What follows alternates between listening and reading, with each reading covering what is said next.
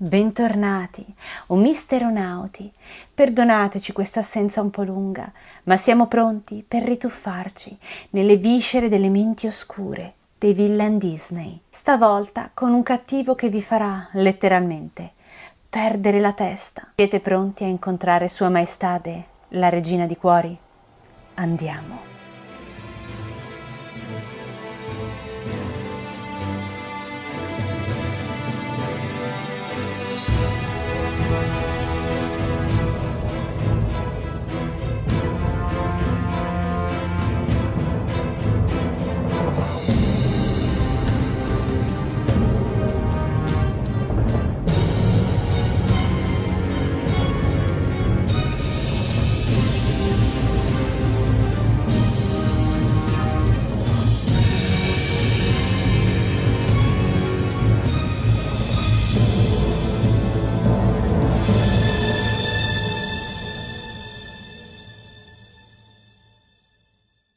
Il lungometraggio Alice nel Paese delle Meraviglie, trasposizione cinematografica disneyana dell'omonimo classico per l'infanzia, scritto da Lewis Carroll, non vanta la notorietà e il successo dei quali potrebbero fregiarsi altre pellicole della premiata ditta.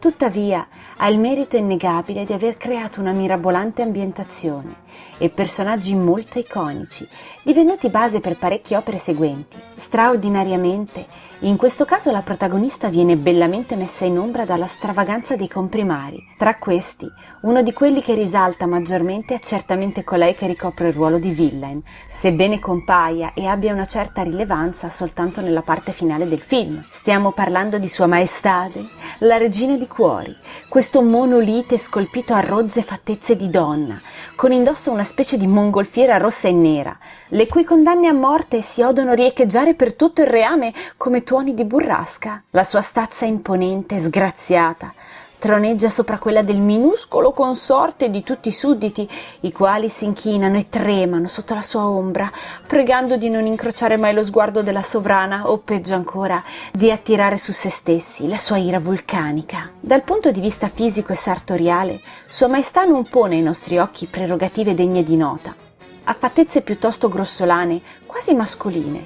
Appare assai caricaturale e sopra le righe in ogni sua manifestazione. Ed è eccessiva sia quando si comporta in modo dolce e lezzoso, rarissime volte, sia quando sclera male, come quando ci si spegne il computer a metà della tesi di laurea e di 5 capitoli se ne salva appena uno. Notiamo una differenza decisiva tra la regina del romanzo e quella del lungometraggio. Nel primo caso, infatti, la nobildonna era sì intrattabile e ostile, ma le sue sfuriate sono temute quanto un presidio di terrapiattisti. Il re e ogni membro della corte vi fanno appena caso, limitandosi a ignorarla, non mettendo in atto neanche una delle sentenze capitali che starnazza tutto il giorno. Né Alice né altri personaggi sembrano recarle il benché minimo rispetto. Come mai allora la Disney ha voluto renderla tanto temuta e terribile? Questo si deve al fatto che in realtà la regina Disney è una fusione tra la Regina di Cuori e la Regina Rossa, che compare nella novella Alice attraverso lo specchio, personaggio ben più autoritario e severo.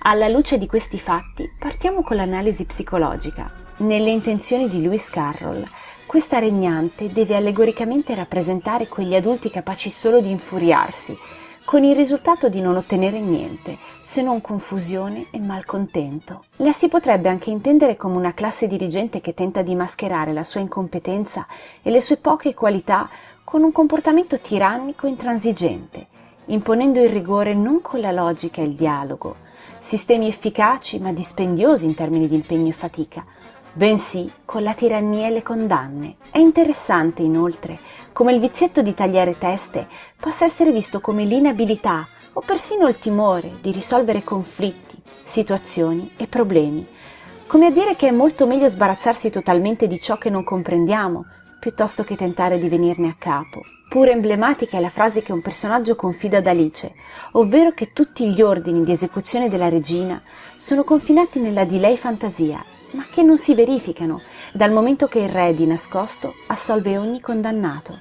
Questo quasi a voler dire che evitare di approcciarsi ai problemi oppure affrontarli in modo sbrigativo e drastico, senza prima averli capiti o senza aver volontà di risolverli come si deve, non li fa sparire per niente. Ma davvero questo discorso è applicabile soltanto a governanti e politici? A pensarci bene, il fatto che la regina di cuori sia una nobildonna non è così influente per la psicologia del personaggio. Certo, in quanto sovrana, ha dalla sua l'autorità e l'appoggio dei fedelissimi, ma siamo davvero sicuri che se la privassero del suo status sociale, la situazione muterebbe? Come già accennato, nel romanzo la regina era degnata della stessa attenzione che si riserverebbe al tofu alla sagra della braciola, nonostante erano in molti a soggiacere al suo volere, e questo perché in un modo o nell'altro temevano i suoi scatti d'ira. Ciò è assai indicativo. Quante volte vi sarà capitato di andare coi piedi di piombo con una persona, anche di grado pari al vostro, solo perché avevate paura di innescare il suo brutto carattere?